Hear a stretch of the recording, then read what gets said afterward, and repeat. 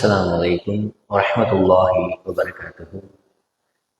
எல்லாம் உள்ள ஏக இறைவனின் நல்லடியார்களே, அந்த ஏக இறைவனினுடைய சாந்தியும் சமாதானமும் அன்பும் அருளும் நம் அனைவரின் மீதும் என்றென்றும் நின்று நிலை பெறட்டுமாக. தினந்தோறும் ஃபஜர் தொழுகை முடிந்ததற்கு பின்பாக ஒரு சில திருமறை குர்ஆனின் வசனங்களையும் அந்த வசனங்களுக்கான விளக்கங்களையும் அறிந்து கொண்டு இருக்கிறோம். அந்த தொடர்ச்சியாக சமீப நாட்களில் ஜகாத் பற்றியாக மிக முக்கியமான அடிப்படையான தகவல்களையும் அது பற்றியான ஒரு சில விளக்கங்களையும் நாம் அறிந்து வந்து கொண்டிருக்கிறோம்.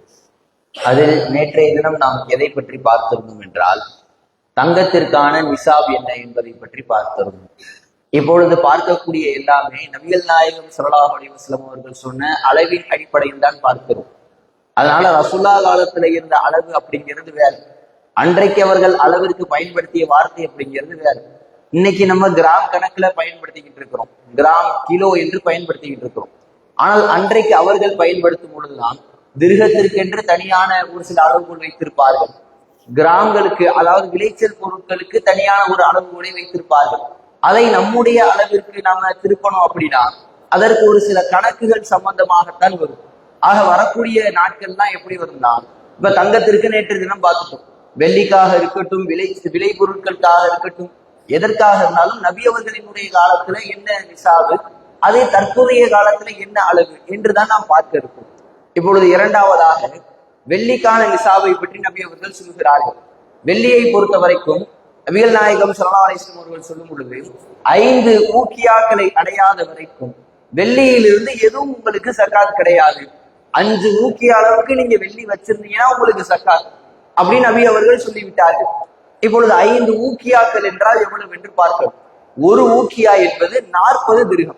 நேற்று தினம் ஒரு ஊக்கியான 20 திர்ஹம்னு மாத்தி சொல்லிட்டேன். இன்றைக்கு தெளிவான கருத்து என்னன்னா, ஒரு ஊக்கியா என்பது 40 திர்ஹங்கள். அப்ப ஒரு ஊக்கியா 40 திர்ஹம்னா 5 ஊக்கியாக்கள் எவ்வளவு? 200 திர்ஹங்கள். ஒருத்தர்கிட்ட 200 திர்ஹம் வெள்ளி காசு இருக்கு அப்படின்னா அவர் இந்த 200 திர்ஹத்திற்கு அவர் ஜகாத் வழங்குவது அவர் மீது கடமை. எவ்வளவு ஜகாத் வழங்கணும்? 200 திர்ஹம் அவர்கிட்ட இருக்கு அப்படின்னா 40ற்கு ஒரு திர்ஹத்தை, 40 திர்ஹத்துக்கு ஒரு திர்ஹம் அவர் ஜகாத்தாக வழங்கணும். அப்ப 200 திர்ஹத்திற்கு 5 திர்ஹங்கள் இவர் மீது ஜகாத்தாக இருக்கிறது. இதுதான் வெள்ளிக்கு நபி அவர்கள் சொன்ன அளவுகோல். இப்ப இன்றைய காலத்தினுடைய அளவுக்கு இதை எப்படி ஒப்பிடுறது? அன்றைய காலத்துல திர்ஹங்கள் இருந்தது, அதை வைத்து இலகுவாக அவர்கள் கொடுத்து விடுவார்கள். ஆனால் இன்றைக்கு கிலோ கணக்குல தான் நம்ம இருக்கு. அப்ப திர்ஹத்தில் இருப்பதை நாம் கிலோ கணக்கிற்கு மாற்றணும்னா அன்றைய காலத்துல ஒரு திர்ஹத்தினுடைய அந்த அளவு என்ன அப்படின்னா 2.975 கிராம்ஸ், அதாவது 3 கிராமுக்கு ஒரு 15 மில்லி கம்மி ஒரு திர்ஹத்தினுடைய அளவு. அப்ப 2.975 கிராம 200 நம்ம இன்ட்டு பண்ணோம்னு சொன்னா 595 கிராம் வரும். யார்கிட்ட வெள்ளி 595 கிராமை அடைகிறதோ அப்பொழுதுதான் அவருக்கு ஜகாத் கடமையாகிறது.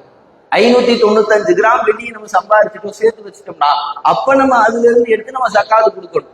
எவ்வளவு ஜகாத்து கொடுக்கணும்?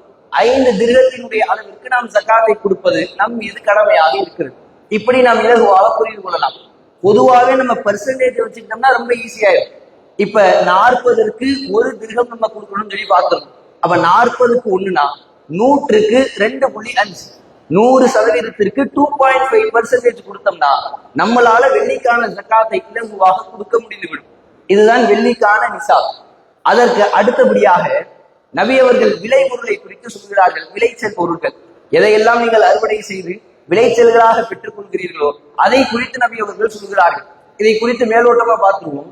விளைச்சல் பொருட்களுக்கு நபி அவர்கள் சொல்வது 5 வசக்கு உங்களிடத்தில் இருந்தால் நீங்க அறுவடை செய்யறது 5 வசக்கு அளவிற்கு, வசக்கு என்பது ஒரு அளவை குறிக்கக்கூடிய ஒரு சொல்.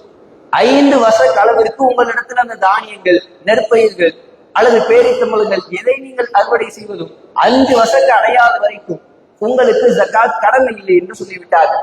இப்ப 5 வசக்குனா என்னன்னு பார்க்கணும்.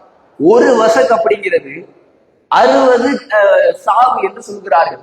60 சாவு சேர்ந்தால்தான் ஒரு வசக்காக மாறுகிறது. அப்ப 5 வசக்குனா 300 சாவு சேர்ந்தால்தான் 5 வசக்குகளாக மாறுகிறது. இது மேலோட்டமான தகவல். இன்ஷா அல்லாஹ் அடுத்த நாட்கள்ல ஒரு சாவினுடைய அளவு என்ன, ஒரு வசக்கினுடைய அளவு என்ன, நாம் எந்தெந்த விளைச்சல் பொருட்களுக்கு எவ்வளவு ஜக்காத் கொடுக்க வேண்டும் என்பதை இன்ஷா அல்லாஹ் அடுத்த நாட்களில் பார்த்து தெரிந்து கொள்வோம். வாஹித் அல்ஹம்துலில்லாஹி ரப்பில் ஆலமீன்.